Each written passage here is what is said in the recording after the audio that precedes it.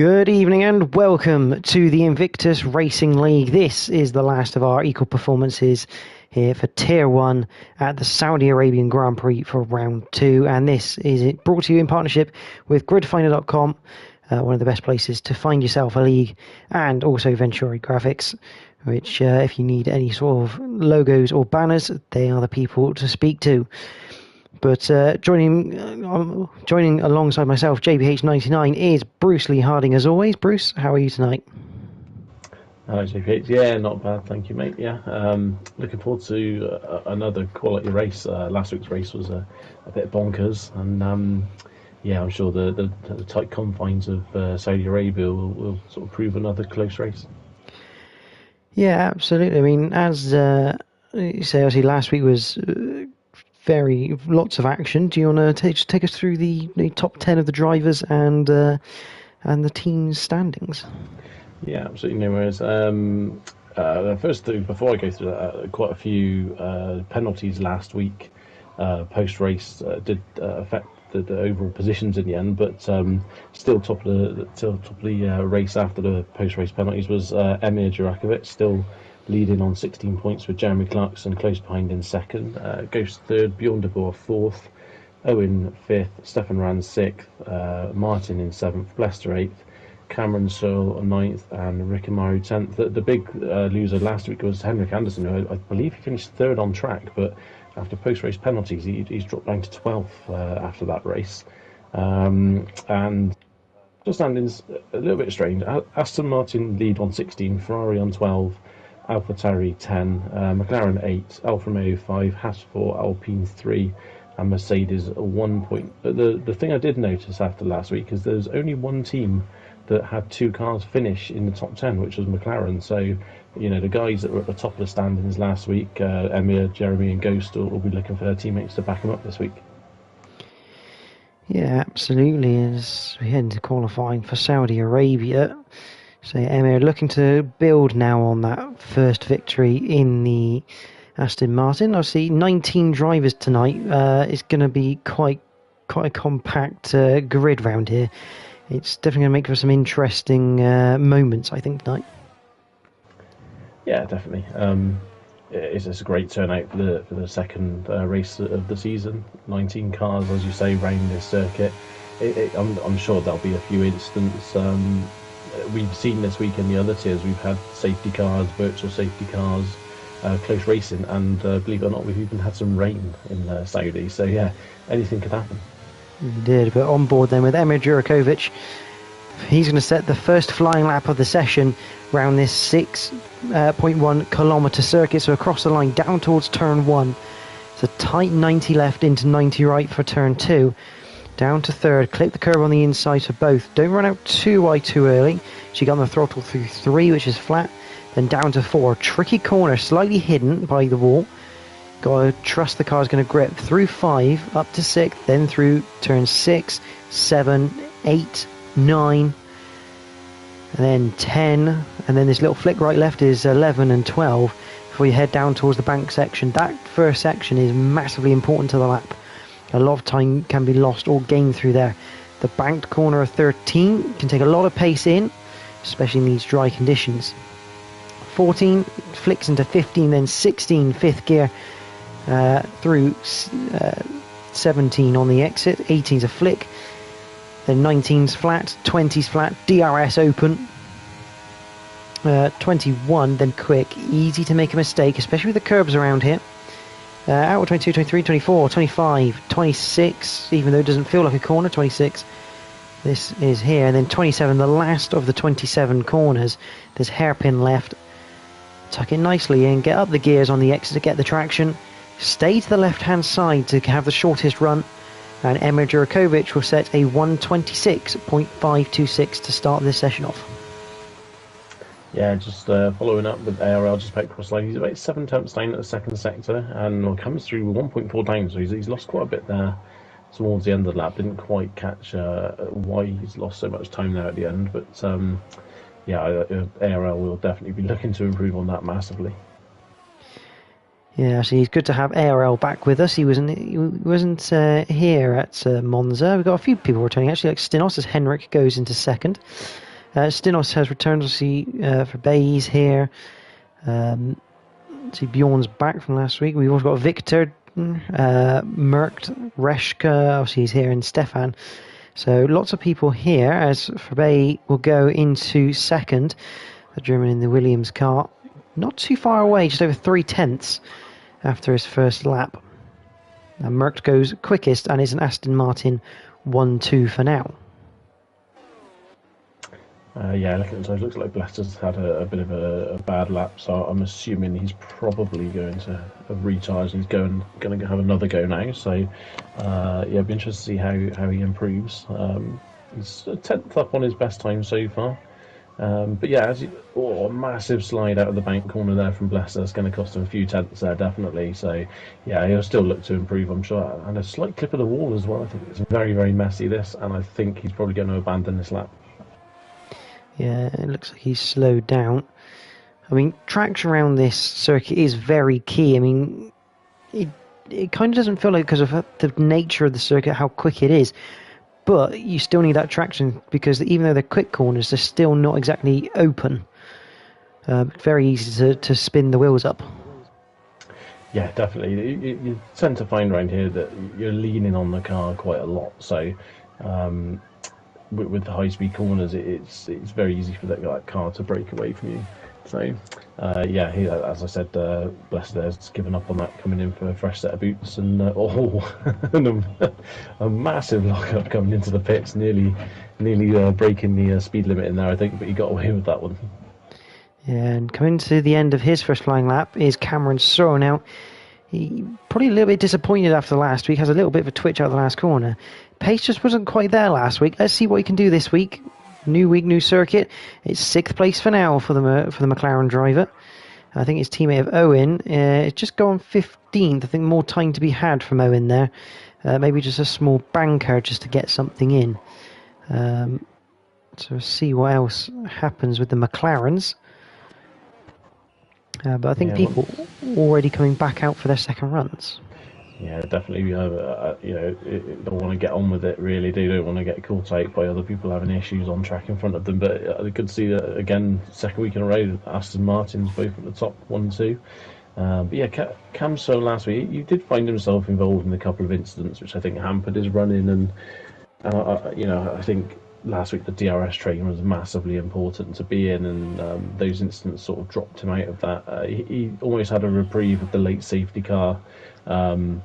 But yeah, it just wasn't enough to get him up the leaderboard where you'd normally expect to see him. But yeah, we've definitely got a grid full of capable drivers, and yeah, anyone could really win, I think, tonight.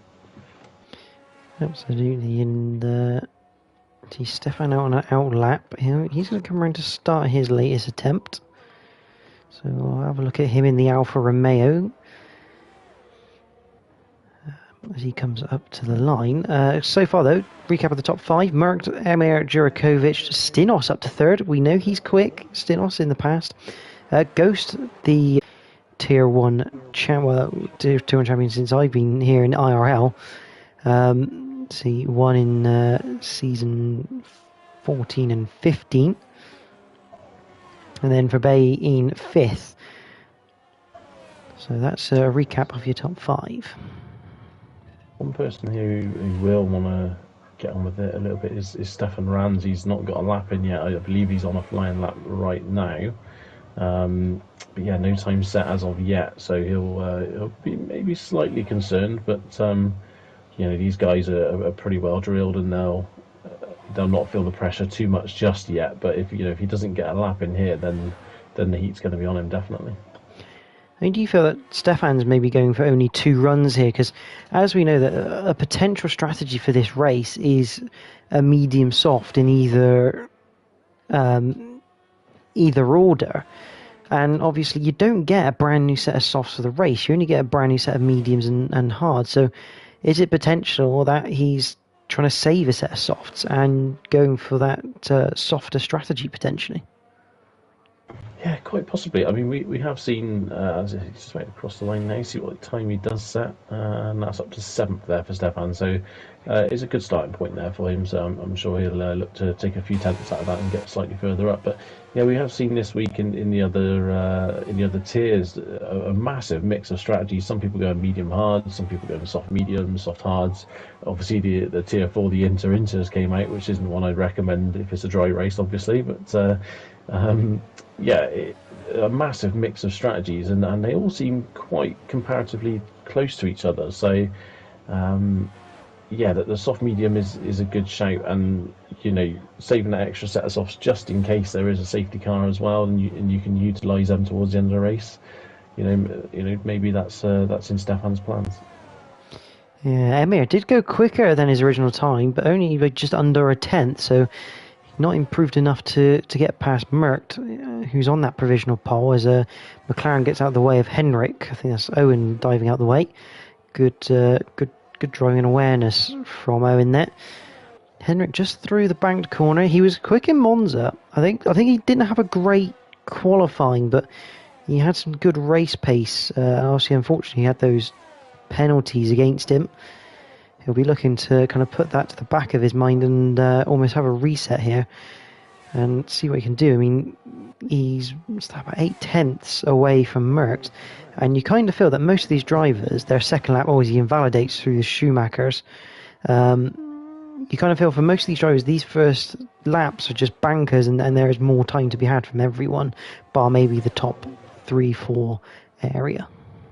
Well, yeah, I mean, you say that, but I'm watching Merckx at the moment. He's just come through the Schumacher S. He's just shy of 2 tenths faster than his current best time. So Merckx is improving and set to extend that gap as long as he just gets this last corner right.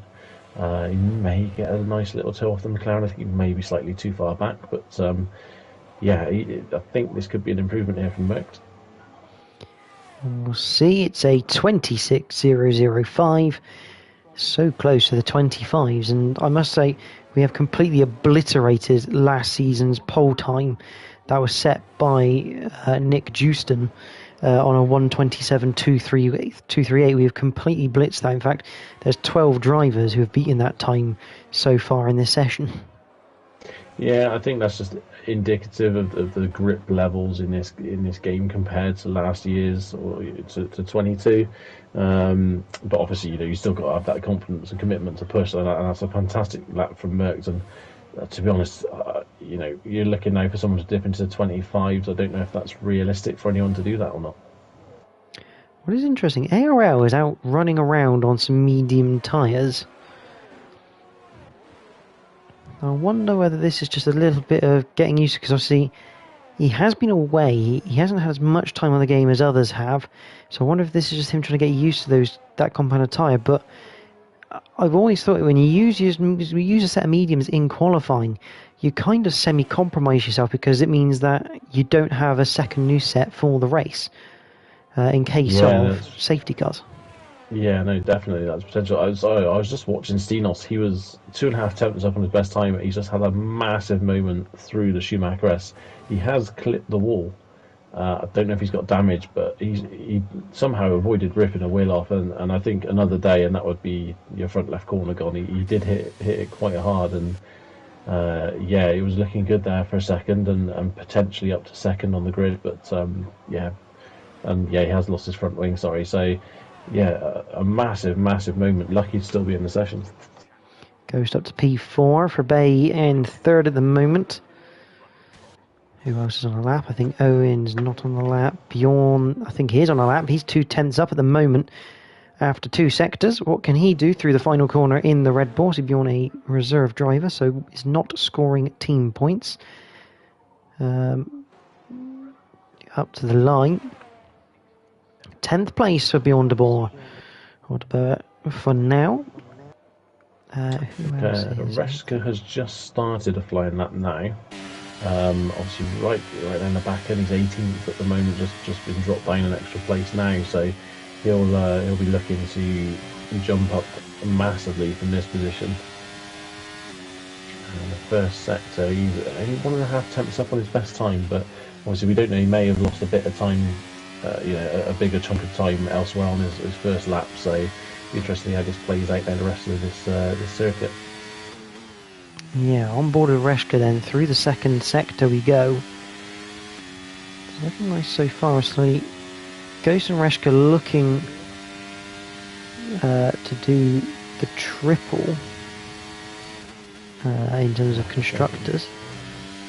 He's still up only half second. That's going to put him, what, around 14th, about 15th area at the moment. Yeah, I think he'll be lucky. Yeah, he'll be lucky to get around ARL. I mean, unless he had a bad last corner on his first lap, which we don't really know. So it's be interesting to see how much and how much further up the order he gets. Across the line is a 127.2, so he's not far off ARL there, but 15th for him. And we do know Reshka as kind of like the mastermind behind the setups that him and Ghost use. He's the mastermind behind those. Meanwhile, Emir Jurakovic on a flying lap, a 10th up after Sector 1. He's 4 tenths behind his teammate of Mercked here. As we go through Sector 2. Just coming out of 17, down towards the first of the 3 DRS zones. Ooh. And that would put him provisional pole at the moment. This is very, very close. He could well dip into the 25s. All on this last corner. Can he get the exit out of the 27th and final corner? It looks clean, it looks good. Down to the line, Emir Jurakovic. Can he upset his teammate? The answer is yes, he can. A 1:25.869. That is going to be very tough to beat. Let's see what Merck and the rest of the Tier 1 boys have to offer against that time. Yeah, the Astons are looking incredibly strong at the moment round here. You know, the grid is only... There's 15, 16 drivers separated by about 1 second, and then there's Emir and Merck at the top in their own little world at the moment. But yeah, I mean, there's obviously everyone's on an outlap now, ready for their final lap. So some of the guys might have a few tenths in the tank. You never know.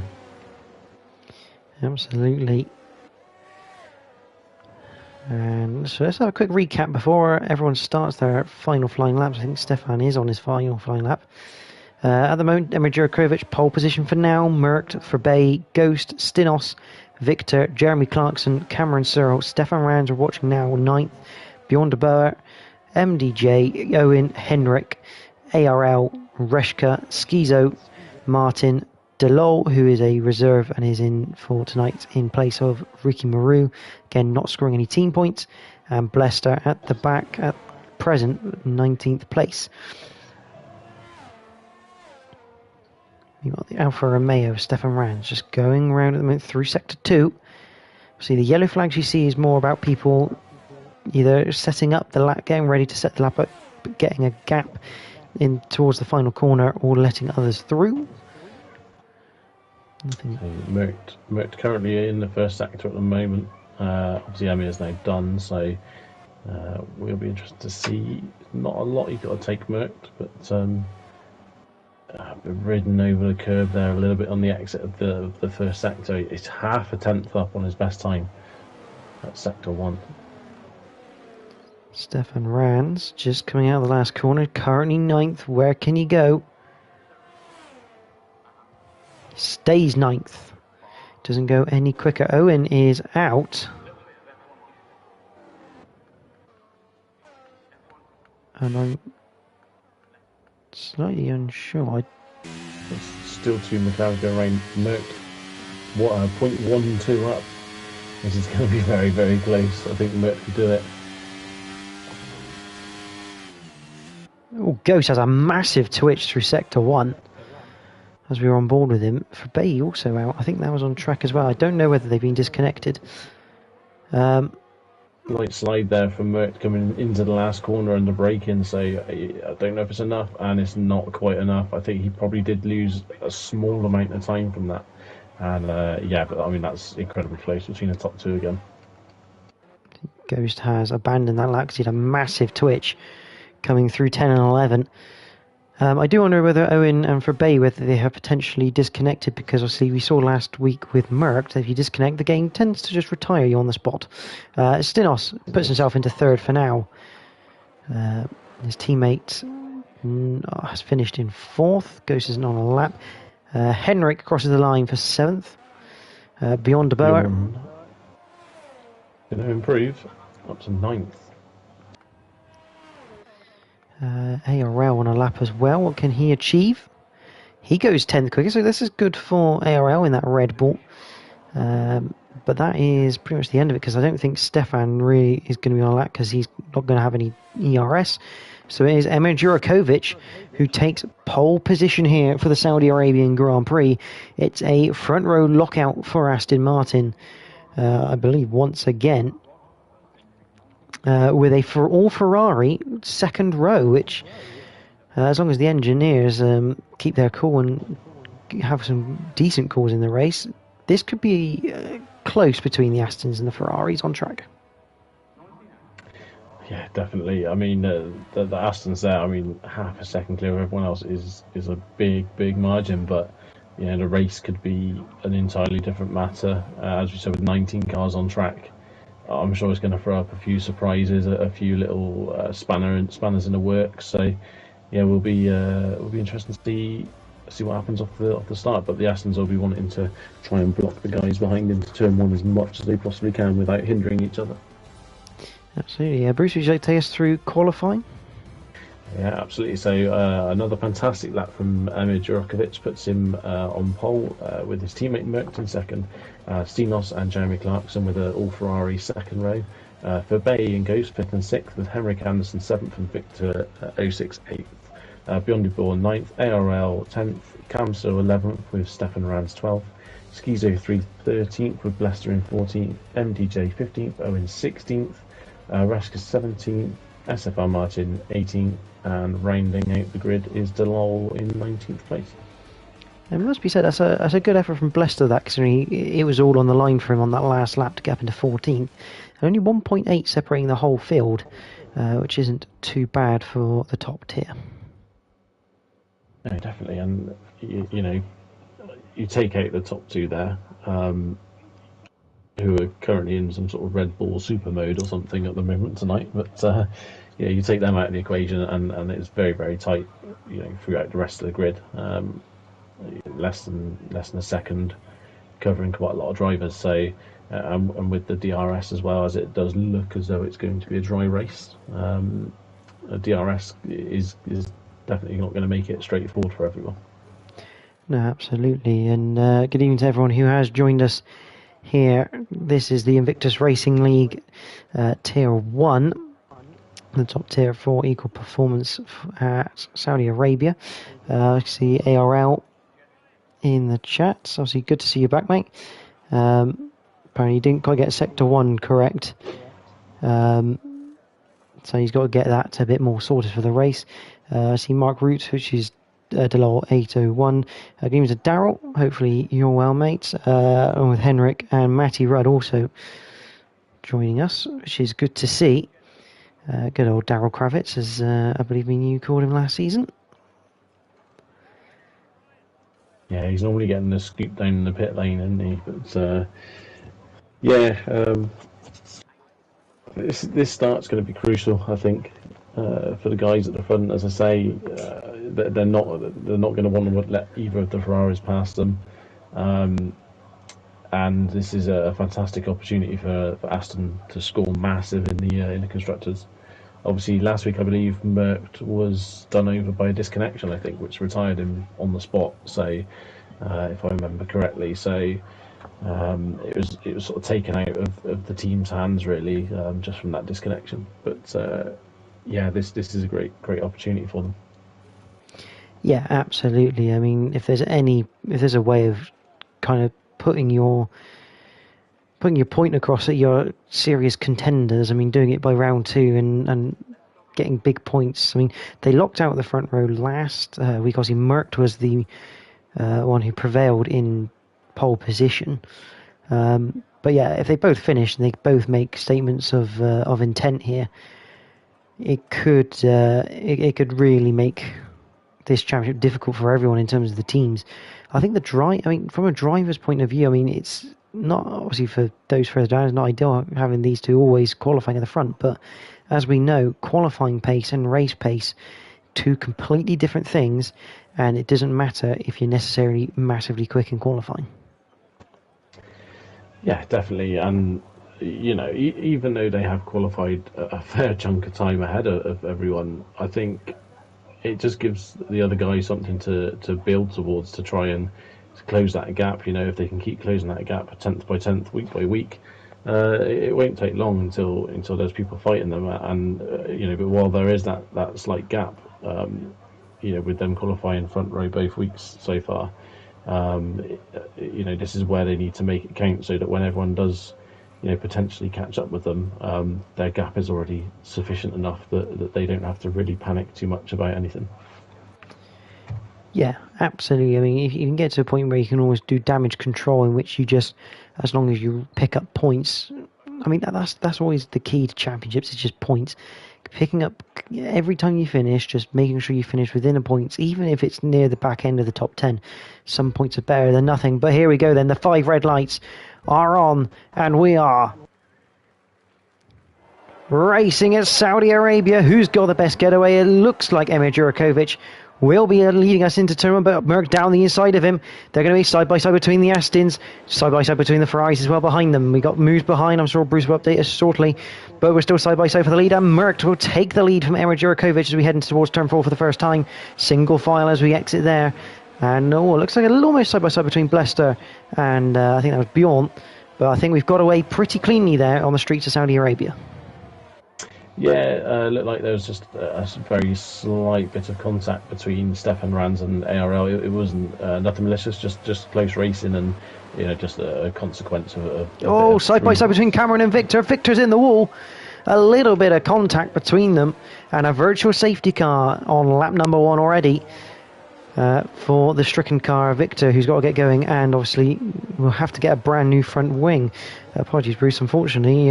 Bit of side-by-side through turn 13, and the slightest touch, and as we know with F1, if you're the one on the inside and you make the touch, you do tend to go round. Unfortunately, physics, with in-game physics take over a little bit sometimes. I just caught the back end of that there, just caught him go around, so I didn't quite see it all myself, but first corner there was a slight touch, but it was just it was pretty much just your standard sort of first corner bunching, really. Stenos has left apparently, and a few little lag spikes there, and now Stenos has vanished out of the game, so hopefully he can get back in. Hopefully he can get back in, and his AI decides not to retire him on the circuit. I did notice as well, Delol and ARL did swap positions a couple of times under this virtual safety car, and Cameron Searle has picked up a drive-through penalty for speeding under the virtual safety car. It's going from bad to worse for him at the moment, isn't it? Schizo, there's a bit bunch in here. Schizo free, and MDJ very close, and Owen all managed to sort it out. They make it through. The Haas in 10th at the moment. So obviously Stenos' car is going to be slow because it's AI controlled, and here comes Owen to the outside of MDJ through the bank corner of turn 13. Not quite going to do it. All just about dropping across the front of Bjorn de Boer. But he's got a good run out of 13 through 14, 15, 16 on the outside. Can he hang around the outside? Yes, he can. Close as you like. Good clean racing, but they're still side by side coming out of 17. Down this back, almost snaking straight, and Owen decides better of it as they head towards turn 22 of Schumacher's, and he'll live to fight another day. But some great racing here, and this isn't even for any points. Well, he is now. No, exactly. Yeah, I mean, Bjorn was behind the two of them then, looking very interested, but you could see he knew he couldn't make a move, couldn't really put the car anywhere because there just wasn't the space for them. So he'll be watching this very, very closely and hoping they get into a bit of strife with each other. For Bay setting the fastest lap now on this lap, and that's Cameron Searle in the pits to serve his drive-through. Yeah, I'd expect the fast lap to kind of go down the order because obviously they would have started racing at different points on the circuit. Just a tyre update. Verbey was the only person to start on the soft compound of tyre. Everyone else seems to start on the mediums. Obviously Victor's on the softs, but he has made a pit stop for a new front wing. Cameron's got a lot of work to do now. But up near the front, we've got Merckx and Emma Jurakovic, still 1 and 2. Stinos has rejoined. That's good news. He's got a lot of work to do, but at least he's back in and he can try and do something about it. But everyone's just kind of calmed down. I say that as ARL is quite close to Delol there, going through turn 13. But again, just spreads out a little bit coming on the corner exit. Yeah, definitely. Delol and ARL, as you say, very, very close there. They sort of just settled out a minute, waiting for the DRS to. I don't think we've quite got DRS. We have got DRS now. Sorry, yeah, we're on lap 3. So Emir is catching, but he may hang back because of the DRS detection line is before the last corner. So the last thing he wants to do is go across that in front of Merckx, and then Merckx just overtake him again, and here he goes for the lead. And you see there, Merckx not fighting it whatsoever. No point. They are teammates at the end of the day. They will work together, and they have to try and get away from Jeremy Clarkson, because we know Jeremy Clarkson is a very quick driver. If he sticks with them, he's going to be a thorn in their side, along with Verbey. And the problem is, he's just got this 6-car train at the moment in that DRS. Obviously, you get I think that's now going to be 6 with Henrik tagging on the back of it. You don't get a break until Blester in 7th, who's had a phenomenal start, I must say. In terms of position change, he's up 7 places already in the first 4 laps. Yeah, it's great stuff from Blester. It's good to see. There's little battles going on now, but as you say, and as we said before the race started, that they may have been half a second clear in qualifying, but once you get to DRS activation, as long as the guys can stick with them, then this can go either way. Also touching on the tyre situation, I was discussing this with someone yesterday and saying, with starting on the mediums, it gives you options that if you think you can take them further into the race, if there's no safety car, you can pit for softs towards the end of the race. But also it gives you the option of, if there is an early safety car, you can utilise that and come in for hard tyres. Whereas if you go with the softs, it sort of nails you down really to one strategy. You can go soft mediums, but if there's an early safety car, you kind of have to take it and go with the hards, and it's just a crash coming out of the last corner. Schizo free, and I believe that might have been Blester, not quite sure, but Schizo free and I believe Blester came together, and Schizo actually retiring from this race. Bit of a shame. It was Blester, because he's now got no front right end fence on his wing. Just a slight coming together, and Blester ended up into the wall. Here comes Blester's Bjorn. That is a very... It's brave, but that's a great move from Bjorn Daboa, and great drive from Blester to give him the room there. That's not normally a place you overtake, and that's why. That's a big crash. Stefan's tried to go around the outside. No, we've got a safety car now. But yeah, Stefan's tried to go around the outside of Blester, who was clearly struggling with that tyre. With the front wing damage, and as he's gone to go around the outside of him, I think Blester's just pretty much understeered.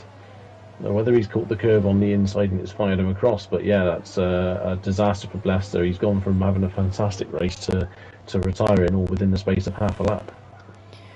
Yeah, I'm going to say he didn't really... I mean, it was the front right end fence as well. It was the right-hand end fence, which through a left-hander, you kind of need that end fence on. And I reckon that car, Blester he didn't... More like a passenger more than anything, just with the way the car understeers when you have that front wing damage. And you have to say it was a little impatient from Stefan to a degree, because that is not a place you normally overtake. Especially if you caught a car that quickly, you'd have to think there's something not quite right with it. I've just seen that Ghost does have a penalty. 3 seconds. That's for track limits already. A very un-Ghost-like thing to do. So Henrik's in for hard tyres. I think Verbey, Ghost, hard tyres. Jeremy Clarkson, I think he started on mediums. He's gone to another set of mediums. Yes, I think he's looking because the hards aren't the nicest tyre rounds, Jeddah. They take a little while to heat up.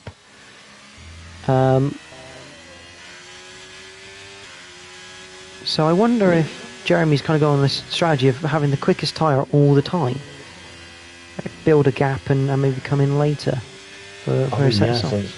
I mean, you know, if he feels that the pace advantage of a softer tyre is worth taking, because, you know, in theory you think he'd now, the guys who have pit stops, he would now disappear, you know, away from Fabay. But the only difference is here is that Fabay now doesn't have to make another pit stop, nor does Ghost, nor does Henrik, nor MDJ. You know, anyone here that's on hard tyres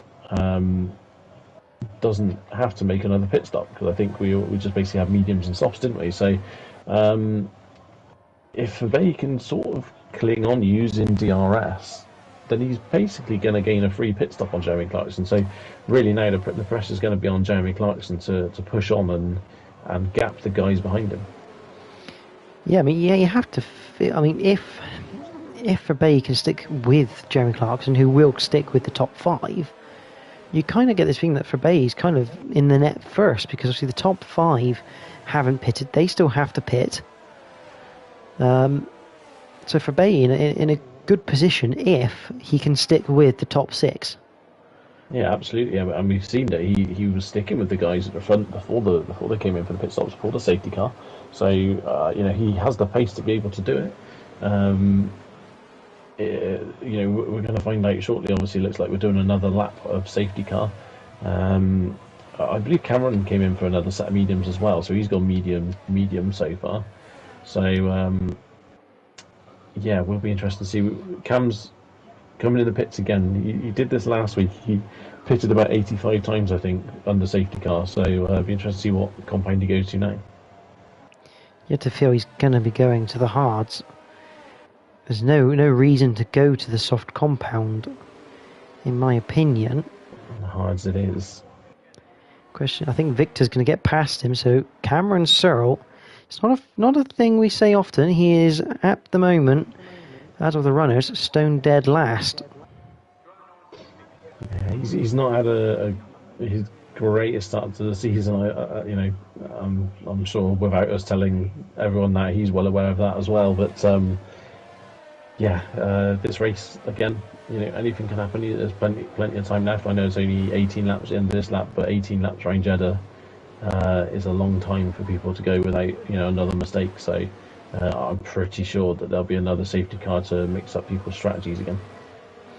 Absolutely, and welcome to anyone who has just joined us. We are under safety car after an incident between Blester and Stefan Rands unfortunately resulted in the retirement of Blester on track. This is the Invictus Racing League Tier 1 for Season 17, Round 2 at the Saudi Arabian Grand Prix here from the Jeddah Corniche circuit. And we are expecting probably this race to get underway at the end of this lap. Bernd Mailander will probably turn out his lights at the exit of the Schumacher's corner here, just after this double right-hander. Have a look, and yes, he does. So now Merckx has control of the field. He decides when to go, but once he decides to go, he has to keep going. He can't go and then stop. So it's critical that he allows the safety car the ability to get into the pit lane, because the game does also have a habit, if you're too close it will cut your throttle, which can make it look like you've done a bit of a false restart. But Merckx just controlling this nicely.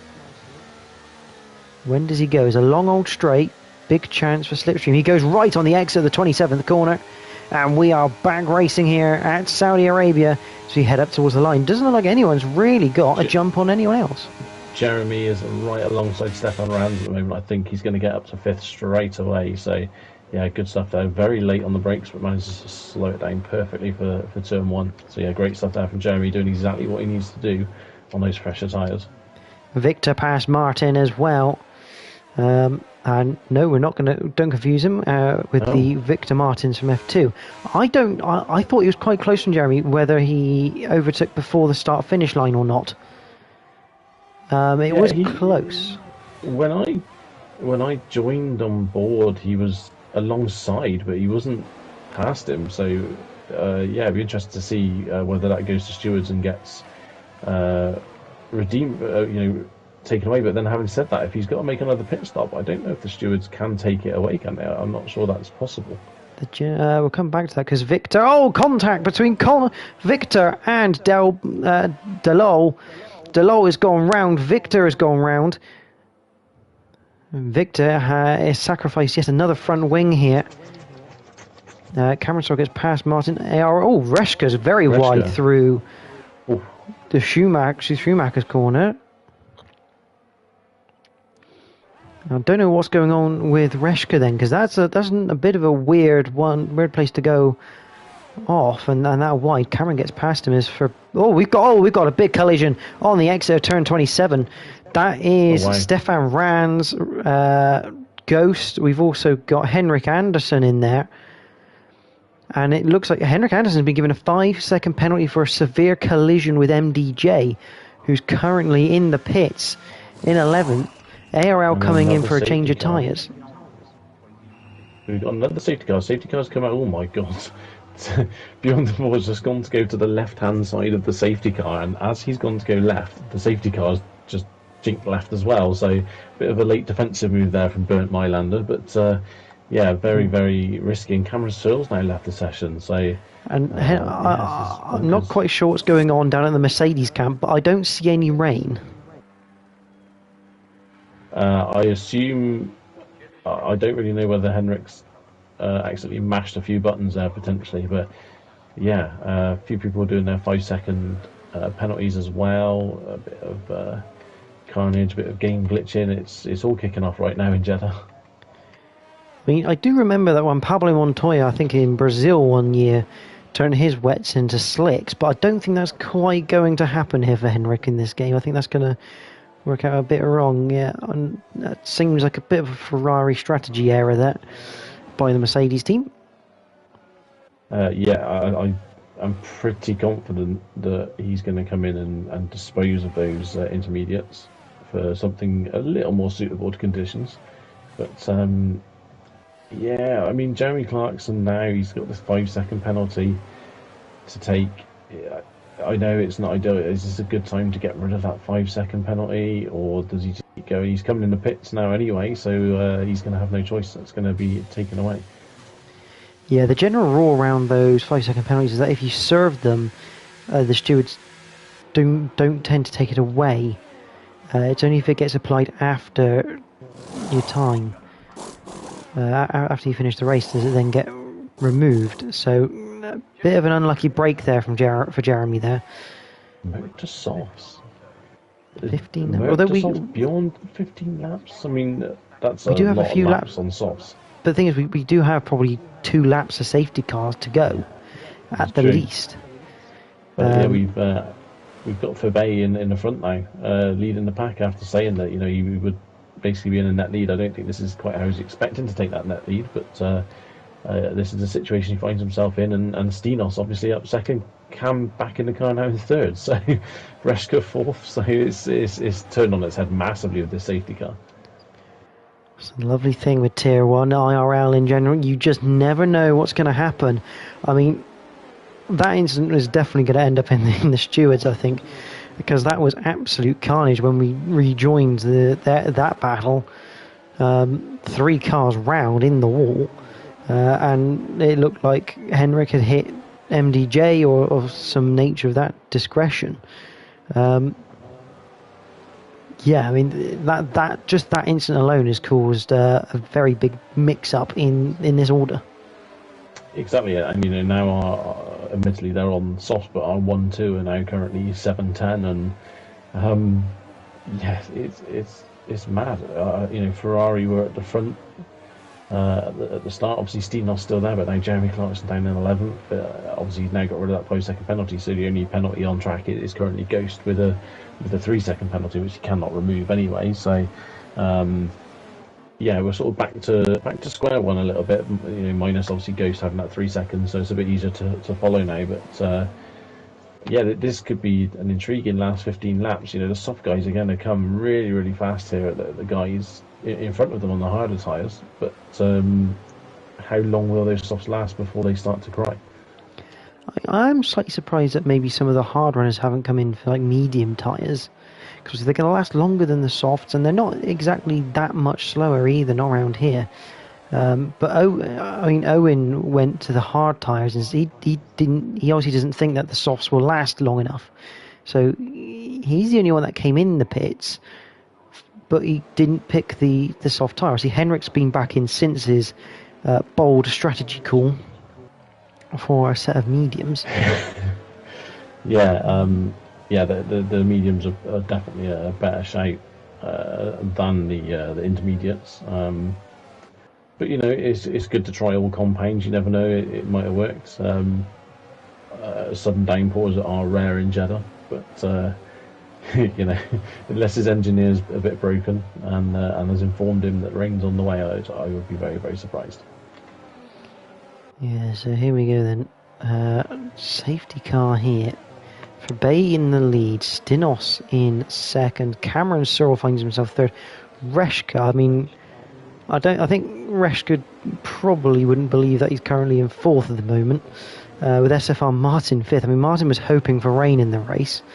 DeLol up into sixth, and DeLol was up into sixth after a collision with Victor, I believe it was. That's correct. Yeah, it was this very corner here, I believe, wasn't it? I think, if I remember correctly, yes, that they were facing the wrong way. So, yeah, you know, as we said, it can change so quick. He's going to be susceptible to Merckx and Bjorn and Emir behind, and Jeremy obviously on the soft tyres. But you know, he's obviously perfectly entitled to race them as hard as he likes to, and it could be tricky for them to get past at the start of the race. Absolutely. Safety car is in this lap for Bay, the leader. He's going to have to let the safety car go.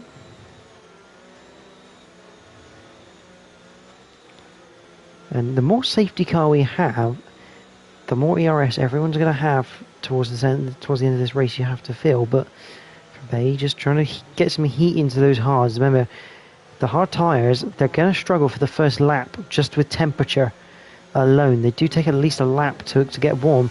And for Bay's gone way before the corner. Has he got this right? Looks like he has. Oh. Merck just taps the back of DeLol slightly, and now he gets to run. Oh, and DeLol's jinked left into Merck. And that's given Owen a run on Merck now, so I think Merck's probably outbrake him on those soft tyres anyway, but just ahead there's moves as well. Meanwhile, Reshka was looking at Cameron Searle, but nothing came of it. Emir Jurakovic down the inside of Bjorn de Boer, and Jeremy Clarkson trying to follow him as well. Round the outside, that's a fantastic opportunistic move from the Ferrari.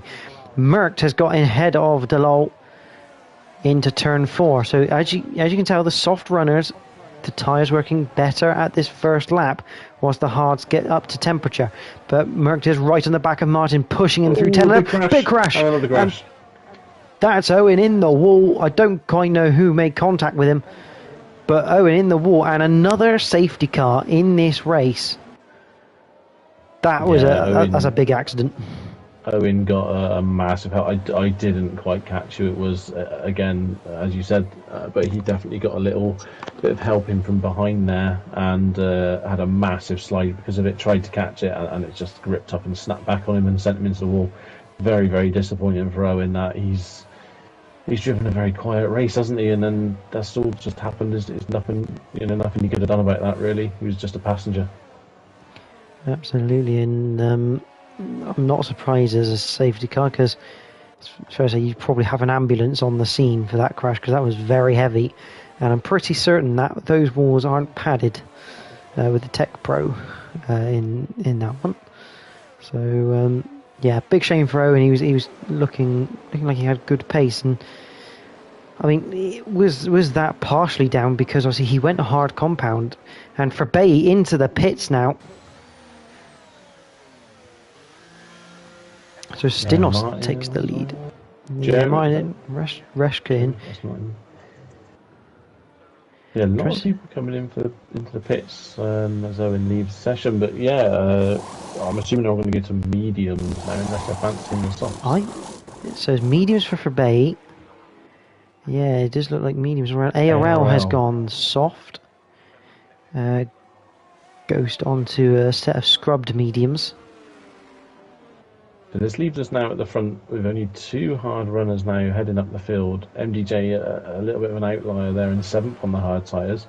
But yeah, Stenos and Cam Searle, I mean, we saw last week when Cameron tried to get to the end on the medium tyres how quickly the soft tyre runners got past him. But I think, as you said with Owen, that was, you know, it was maybe from the car behind that tapped him. I don't know whether they were one of the soft runners or not.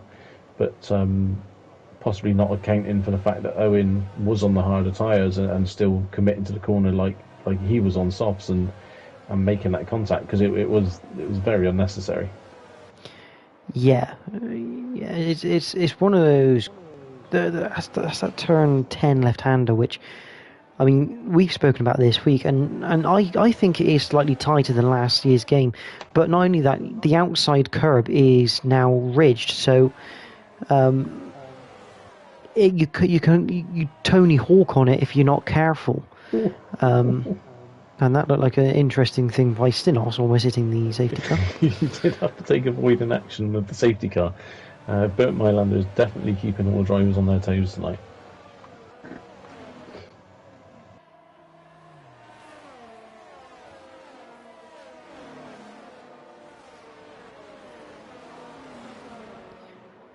You'd have to think now, looking at this,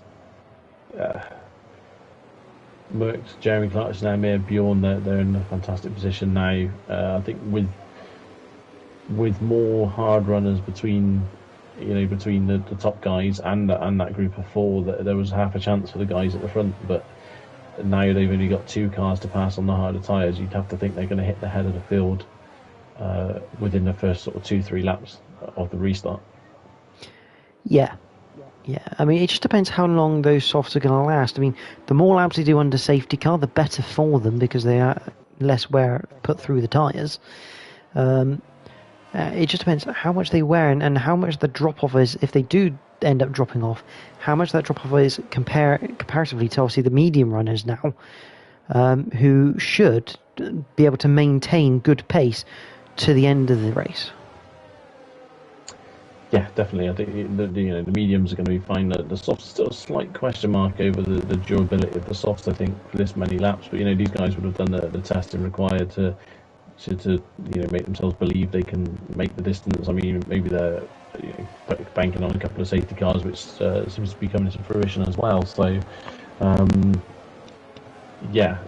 hard runners are definitely up against it. I think the best they can do is just try and cling on and hope for the softs and the mediums to start wearing a little bit. But with Cameron and Stenos already on 7 and 8 laps respectively on their hard tyres, I think they're going to start to get some sort of degradation on them within the next sort of 6 laps as well. So it could be very, very tricky towards the end of this race.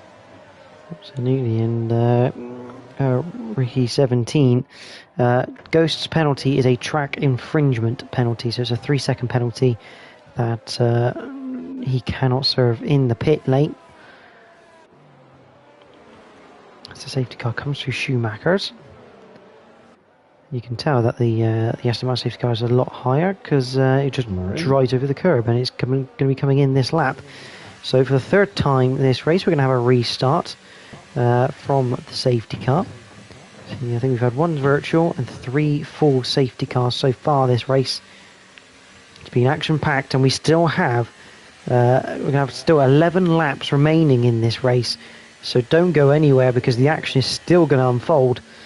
The question is, Stinos, when does he go? When can he kind of almost dupe everyone and get himself a nice gap to start with? Obviously, this is a massive help for his teammate.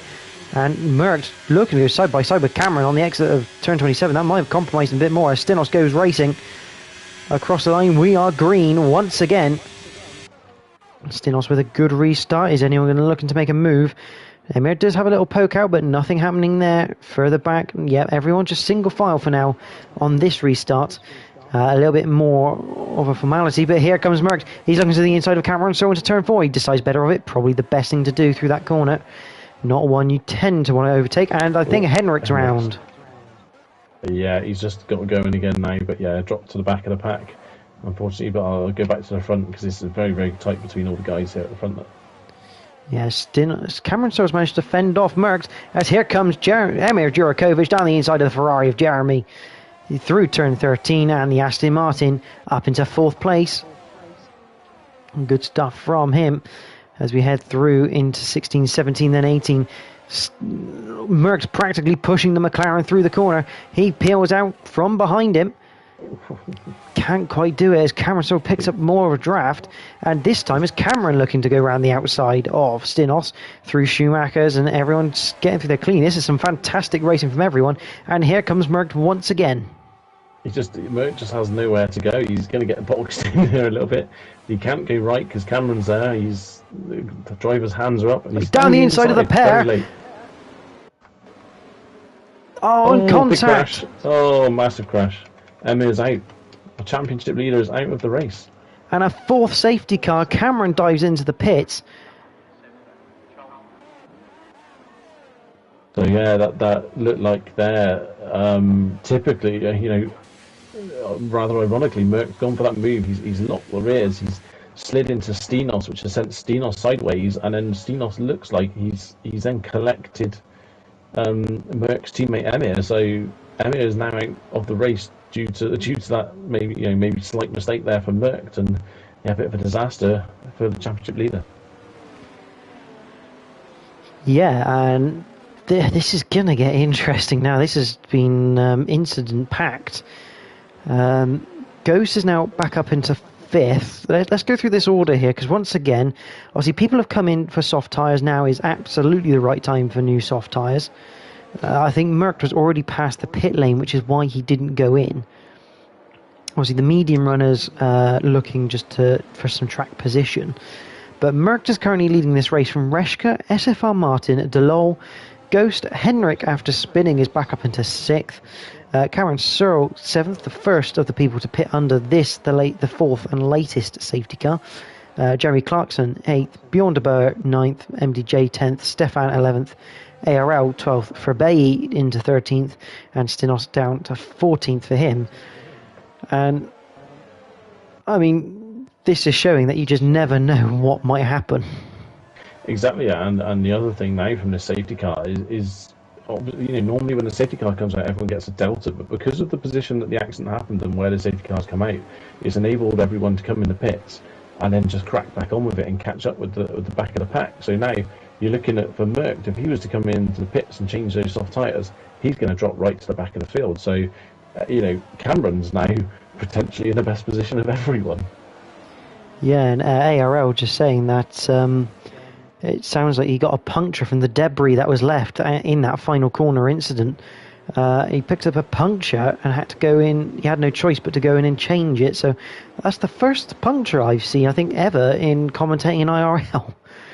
I mean, there was a lot of debris. There's been a lot of debris down as Henrik feigns to the pits and doesn't go in the pits. So he's thought better of it. Maybe he's looked at the situation and thought, actually, that's going to put me right at the back, and track. He's obviously feeling track positions a bit more important. But yeah, I mean, good quick thinking there from ARL. Obviously he's picked up that puncture and he's managed to just get straight in the pits. If you're going to pick up a puncture, that's probably the best place to get it.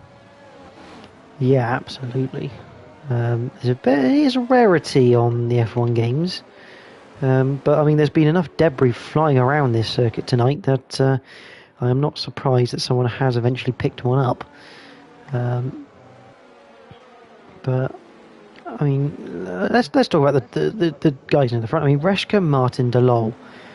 I mean, these guys, don't get me wrong, they are very quick drivers in their own right, but within this tier, I don't think they'd have been expecting now on lap 17 to be within a chance of very good points here. I mean, Reshka especially. Yeah, definitely. Obviously that's no disrespect to Reshka, obviously, at all, but I think that's the nature of a street circuit.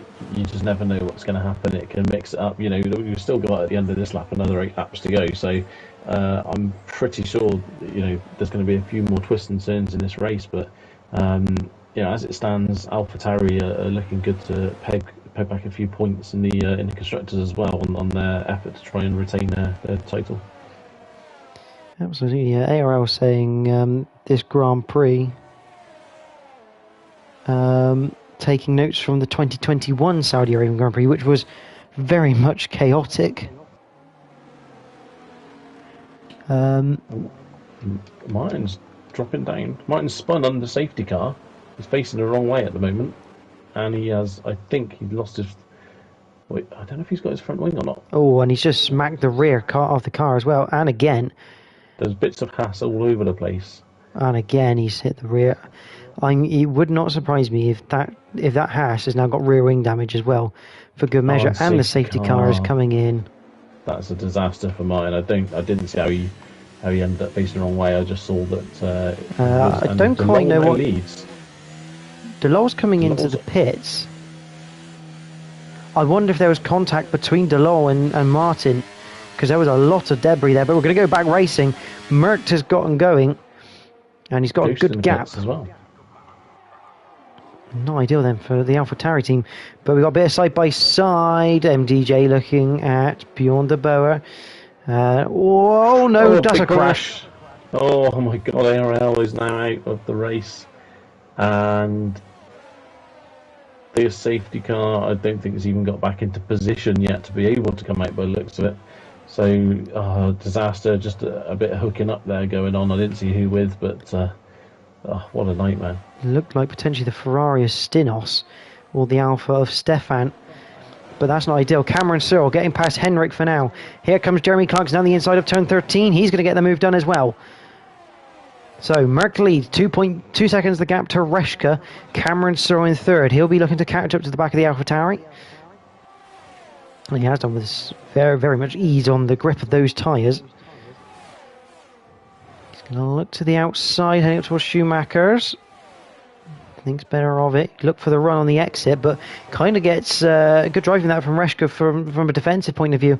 And here comes Jeremy Clarkson. He's going to be looking for an advantage of some description here.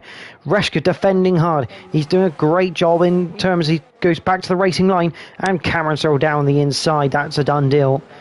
I'm surprised Reshka even allowed him that line on the inside. Further behind, we've also got Henrik with Bjorn right on his tail. MDJ and Stefan there. And here comes Jeremy to the outside of Reshka, and it looks like Bjorn de Boer down the outside of Henrik. Everyone looking nice and clean so far. MDJ looking for a run on Henrik, so you can definitely tell this tyre performance. Oh, that's close through turn 4, and MDJ will not have the room through there. That's, again, can't try it around the outside there. You've got to make sure you're in front. Oh, a big twitch from Henrik. One MDJ unsure whether he can actually make a move here through this first sector. Thinks to fight another day. Verbeey is now in the pits. Not quite sure why. Maybe a bit of damage for him. But MDJ round the outside. Don't think he's going to get this round the outside. Yes, he is. He's going to use that grip beautifully from the Williams. Henrik going backwards in a hurry. Cameron is now obviously up to second. He has Jeremy Clarkson close behind, but he is taking time out of Merckx. Yellow flag in sector 1, not seen what for there, but Cameron obviously on 6 lap fresher soft tyres than Merckx, so we could start seeing that gap come down. Absolutely, and now Bjorn de Boer is on the back of Reshka. Delon has been overtaken by Verbeey, and Delon I think has spun at turn 13. Nothing really much to worry about as Stefan gets past Henrik in the last corner. DRS now enabled. And you kind of feel that Reshka here is on borrowed time with Bjorn and now DRS available. Yeah, definitely, but he's doing a great job so far of sticking out as long as he can. Cameron has taken another 2 tenths out of Merckx, so this is getting very, very close. I think Delol's spun again, I think. So it's going a bit wrong for him here at the moment. He was looking quite good at one point up near the front, and It's just all gone horribly wrong. Ghost now with the fastest lap of the race, and he's back in the top 10 after that pit stop.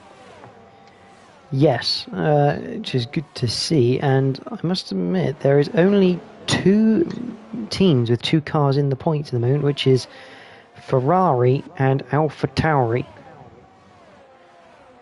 There's Beyond the Boa on the back of Reshka. Gap down now to 1.5 between Merckx and Cam, so it's getting very, very, very close. A couple of laps, I think you could see Cameron within DRS range of Merckx. And here comes Bjorn to the inside of turn 22. He'll use the DRS, use the track position, and the Red Bull up into 4th place. As the Lowell picks up 5 seconds for speeding in the pit lane. And he does retire from this race. Reshka comes back, though, with the second bit of DRS. But that's going to give DRS back to Bjorn de Boer, who has to look behind him, because he's also got MDJ, a slight twitch there, I think, from the Red Bull. Down the main straight again. Yellow flags are out. So I don't know whether they'll be told to give these positions back. MDJ down the inside at turn 1. Got past Bjorn, he's looking to get past Reshka, and now Bjorn gets back past. Again, I don't know whether he's been told to let that back, because those yellow flags were for Delol, because whenever someone retires in the pitch, you do get yellow flags down the main straight for some bizarre reason. But Reshka holds on to 4th for now. He's dropped down. There's a very wide Stefan Rance as well. Reshka just managed to ride the curb on the outside of the S's there, and it just sent him on a bit of a straight line, so he had to back out on it and drop down to 5th now behind Bjorn. He's still doing an incredible job, though, on those 8-lap old mediums against everyone else's softs. He's hoping that these softs start to tail off and start to create a bit more of an equilibrium between the 2 tyres here. Yellow flag, that is Ghost, I believe. Ghost. Yeah, and he's in an awkward position here. Time to reverse. He's going to drop outside the top 10. I think Fabé's now up to 10th. So it's gone terribly wrong now, unfortunately, for Ghost. Cameron now down to 1.3 behind Merckx. He's slowly pulling that gap down. You definitely get the impression that if he gets under 1 second, that's going to get very close very quick, as Reshka down the inside of Bjorn at the last corner.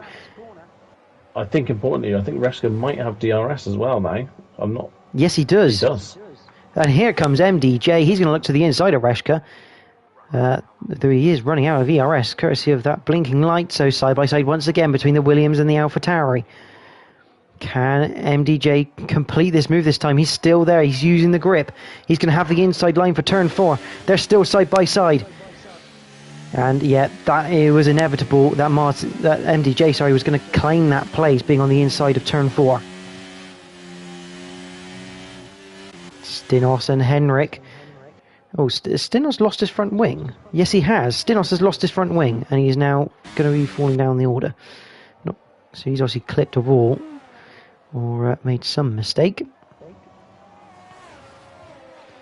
MDJ obviously now in a fantastic 4th place. I think if you'd have said 4th place to MDJ at the start of the race, I think he'd have taken that, no problem. But currently watching this battle from the perspective of Stefan Rance, and this isn't over yet. MDJ has got a little gap, but obviously that's about to disappear very, very quickly now, and I think we'll be a 4-car battle down to the final corner again for 4th place. Absolutely, and that gap between Merckx and Cameron Searle has just grown a little bit. I think because Jeremy Clarkson is actually now attacking Cameron Searle for 2nd place, as Jeremy just slides out of that last corner.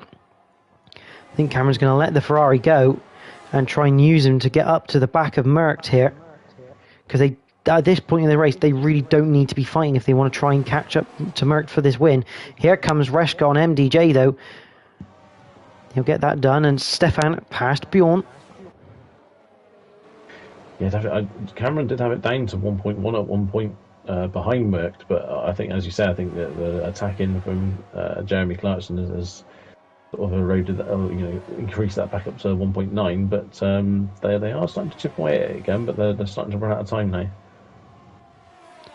But still with this battle for 4th, 4-car battle for 4th. I mean, between these 4 guys, it's been a fantastic battle towards this latter stages of the race. Reshka currently holding that 4th place. He went for track position And you've got to start wondering if now that's going to start to pay off. See, 7-lap-old softs, it doesn't sound very old, but on soft tyres, they are going to start to drop off in performance at this point in time. Yeah, definitely. They definitely will, that's for sure. And here comes MDJ round the outside with DRS into turn 22. But he doesn't get... Problem is, you do that, you don't quite get the best exit out of 22, and now Reshka's going to have DRS back, although Stefan Ranz is making a really early move, almost boxing Reshka in, almost colliding towards the wall, 3 wide, down towards the last corner, and Reshka will now take 4th place back. Question is, has he also managed to keep DRS? That's the big question. The answer is no, and he's about to get mugged by Stefan and probably MDJ down this straight. MDJ looking to the inside, and MDJ up into 5th place. Reshka down to 6th. Oh, bit of contact between the two, but it sorts itself out, and there goes Bjorn past Reshka now as well, because of that little scruffy X, although not quite getting past him down towards turn 4, so that's must be maybe a little bit of ERS use from Reshka there to keep hold of that 6th place. Yeah, Reshka did seem to have a slightly better traction, actually. I think maybe he was just on a shallower line coming out of the corner, and that maybe helped.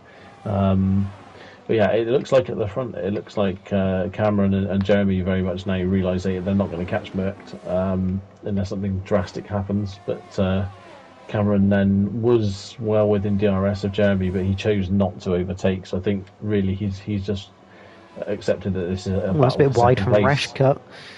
Sorry, Bruce. A bit wide from Reshka through that's 16-17. And just about keeping within DRS to keep a hold of MDJ. Stefan's managed to kind of check out. He's now 1.2 ahead of MDJ. And Reshka kind of just trying to hang on to the coattails of MDJ using this DRS. Yeah, definitely. And I think we're about to hit the final lap of the race now. So Merckx looking good. I don't think anyone's going to catch him unless he makes a mistake. But this battle for second definitely still going on. And that's a big mistake there from Jeremy Clarkson with a big lock up into turn 1. But still manages to hold the place. But I mean, for these guys here, they've got to remember that Emir retired. Merckx didn't score last week. So really, this is a chance to almost square up the championship. I mean, at the moment, the way it's going, the driver championship will be squared up between the 2 Aston Martins. Although saying that, Jeremy Clarkson will take the lead of this race at present, being in second. But the 2 Aston Martins, I mean, who could script it? 2 front row lockouts, and in each race, one of them had one technical issue causing a retirement, and one getting caught up in an incident and ending up with a loss of a front wheel. I mean, you couldn't script that sort of thing between 2 who are probably the 2 fastest drivers for this season. No, definitely. It shows the unpredictability of the race. But yeah, no, just coming down through Schumacher S now for Jeremy and Cameron. I'll let you take it away, George. Yeah, we'll go back to Merckx very shortly when he crosses the line. But Cameron Searle, will he look for a move? He looks to the outside. Jeremy Clarkson defends. Cameron Searle's going to have to try and use that DRS and hopefully a bit of ERS wisely, but at the front, Merckx will take the win at the Saudi Arabian Grand Prix. Cameron Searle will look for a drag race to the line, but it is Jeremy Clarkson who just about pinches the foe finish, 0.005 of a second. Stefan Ranz in 4th with MDJ in 5th, Reshka in 6th with Bjorn de Boer in 7th. Henrik Andersson will come home for 8th in the end. Stinos, he's going to be in 9th, and he's actually just picked up a 3-second penalty at the end. He's actually come home front wingless in 9th. That's a great effort from the Ferrari. Bay would come for the final points paying position in 10th. Ghost, it was looking good, then it looked bad, then it looked good, and it's turned out bad, unfortunately, for the AlphaTauri driver. He'll be 11th, and the last of the finish. I think Martin retired on that last lap. I'm not quite sure. Yeah, he did. He, just coming towards the end of the S's at the start of that first sector, and I'm not quite sure, obviously, exactly what's happened. I couldn't get on board with another car quick enough to see, but he has clearly gone off and hit the wall and retired. It's a big shame, to be that close to the finish of the race. He wasn't going to score points anyway, but still, it would have been nice to get to the end of the race, I'm sure. MDJ picking up the game's driver of the day. But once again, it's an Aston Martin on the top step of the podium. But it's not Emir, it's going to be Merc this time around. Jeremy Clarkson consistent in second, with Cameron Searle, a performance he'll be a lot happier with compared to Monza. But, this race was all about being in the right place at the right time, with the right tyres. Yeah, definitely. There was a lot of incidents. I'm fairly certain there's going to be a few discussions and a few potential steward inquiries, but yeah, for now, I mean, Merc, Jeremy and Cameron's a great job to get the podium. Absolutely. And Bruce, would you like to take us through the provisional results of the Saudi Arabian Grand Prix? Absolutely. So yeah, top of the table is Merc in the Aston Martin, leading home Jeremy Clarkson and Cameron Searle. Very close finish between the two of them, only 5 thousandths of a second. Stefan Rantz fourth with MDJ at an excellent fifth. Reschke sixth, Bjorndevor seventh with Henrik Andersen eighth and Stenos ninth. Verbey 10th, goes to 11th, and the final finisher that crossed the line, and he does take the fastest lap, but unfortunately with 11th, I don't believe he gets the point for that, so a bit of a shame for Ghost. Martin retiring on the last lap, and our other non-finishers are Delal, ARL, Emir, Owen, Victor, Blester, and Schizofree. Brilliant. I know we can get Cameron Searle in for an interview. I know Merckx and Jeremy won't be able to get in, I don't think, so we'll ask them for a small write-up, but bear with me 1 second, I'll just get Cameron Searle into this party.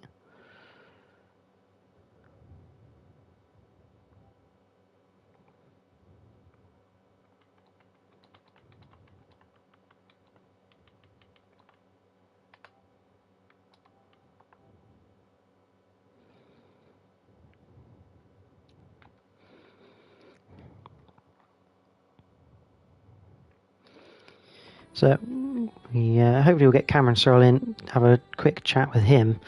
I mean, lots of questions we could ask, but that race was just utterly insane. Yeah, I mean, as you say, from qualifying, it looked like it was going to be the way of the Aston Martins, and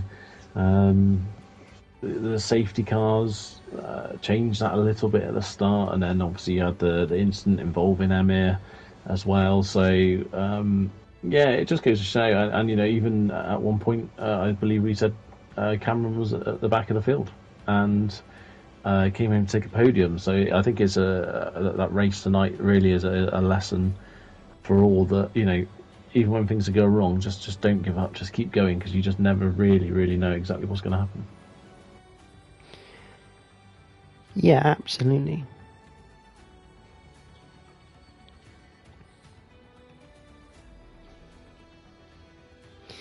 Yeah, absolutely. I mean, the whole attitude of not giving up is a crucial thing in motorsport, just in general, and quite often you will always be rewarded for it, as we've seen tonight. I mean, Cameron Searle again, he had one of those races where he was up the front, near the back, and he's come out with a third place podium. Obviously Reschke got rewarded with good points tonight. But I think it was good to see almost everyone got a chance in almost every position within the grid, which is something that's always quite interesting to see how people almost react to being in maybe a higher position than they thought they would be. Yeah, definitely. As you say, everyone at one point was near the front. For Bay, at one point looked like he was in a great position for that race, and then it all sort of went a bit wrong, and the Lowell was showing good pace at one point, was up near the front, and then that all sort of turned on its head. So yeah, it is great to see how competitive it is in Tier 1, and there's, as I say, even though qualifying was a bit of a two-horse race, come the race, it was just completely out the window, and as we know, you don't get points for qualifying. It was a massive mix-up, and hopefully that will sort of get the same again next week. So yeah, we got a couple of write-ups from Merckx and Jeremy. So Merckx saying that his race went well after the issues last week, so it's nice to be up near the top. It was quite near the end, which was nice as his tyres were on the cliff. Shame with Emir, as it would have been good to have a good Aston Martin points weekend. Jeremy Clarkson saying, honestly, he felt so bad at this track. He didn't trust the car in quality or the race. Honestly, like that Emir crashed, or him and Merck would have been 20 seconds up the road. In saying bad on the last lap and happy to be on the other side of the photo finish this week, P2 Merchant is back. I mean, he is 2 rounds, two second places, but that sort of consistency is what wins you titles. Yeah, definitely. I think if you average second place every race of the season, I think without doubt you'd be winning the championship at the end of it. So, it's not a bad position to keep finishing week in, week out. And I'm, like you say, he's definitely a serious contender for the front of this championship, and that consistency is going to pay off. Absolutely, and I've just seen we've got Cameron Searle in with us now. So Cameron, welcome and congratulations on your podium. Obviously, a slightly nicer result in comparison to Monza last week in Tier 1. Yeah, 100%. Firstly, just double checking you guys can hear me as usual. That race was absolutely chaos. I mean, I had preempted the VSC restart at start of the race, got a drive-through, was at the back, then I was at the front, then I was at the back again, and then fighting for a podium. I have absolutely no idea. I don't think any of us knew what was really going on through that race. There were so many different strategies. Absolutely, and let's talk about that last couple of laps of Jeremy. It looked like initially you let him go to try and catch up to Merckx, and then you kind of realised you're not going to catch him, and then 0.005 of a second separating you two. I mean, what a finish to a race that is. Yeah, just wanted to make it spectacular. I was expecting him to try and push up a bit. Hopefully we could have worked together to try and push up to Merckx, but no bite on that one. So I think with the 7 seconds behind, we just started sort of playing a bit. Both of us. I was refusing to overtake. He was definitely backing off on the straight to try and get me too. It was just a bit of fun at the end there. Yeah, Bruce, any questions for Cameron?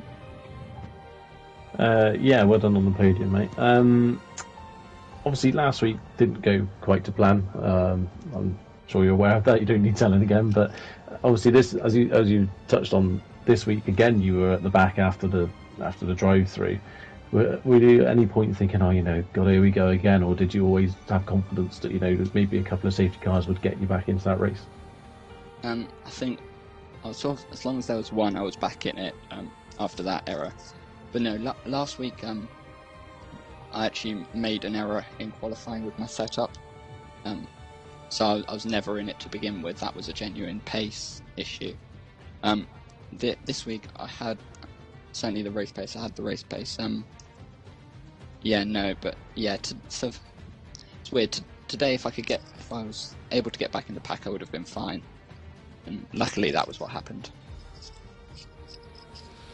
See, I mean, obviously, we couldn't touch on the fact that you were near the back, up the front, near the back, up the front. I mean, what does your mind go through when you have that sort of race? Because you have your drive-through, then you're back at the front, then you obviously your mindset obviously changes based on where you are, but kind of how frustrating is it when you're not just in a solid position set throughout the whole race? I mean, how does that go through your mind?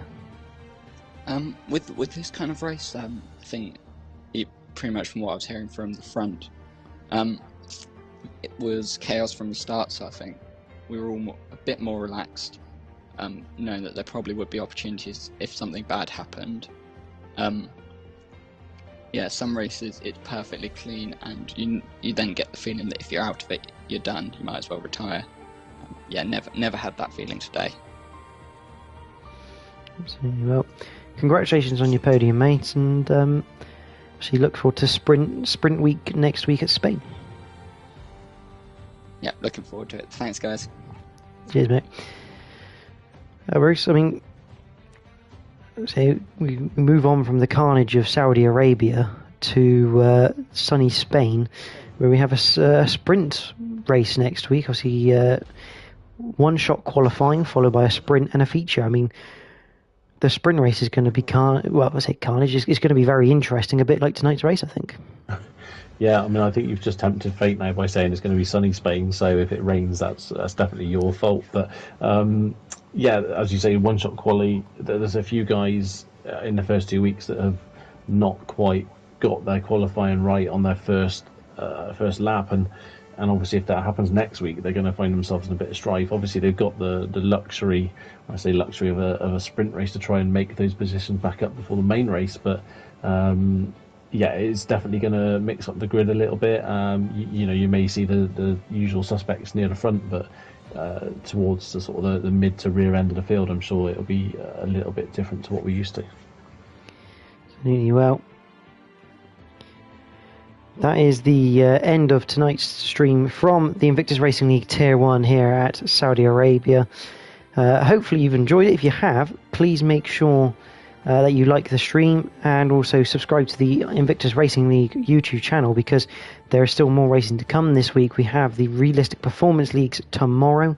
RP1 brought to you by Jack, TM53 Synopsis, and hopefully RP2 brought to you by Sab for that one.